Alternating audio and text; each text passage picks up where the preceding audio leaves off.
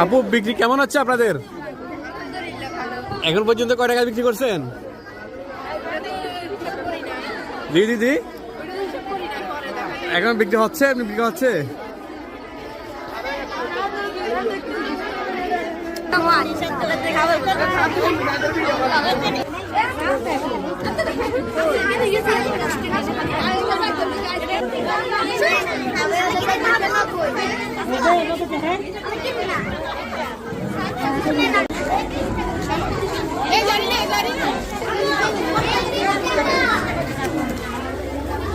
কি কি পিঠা আছে এখানে একটু বলেন।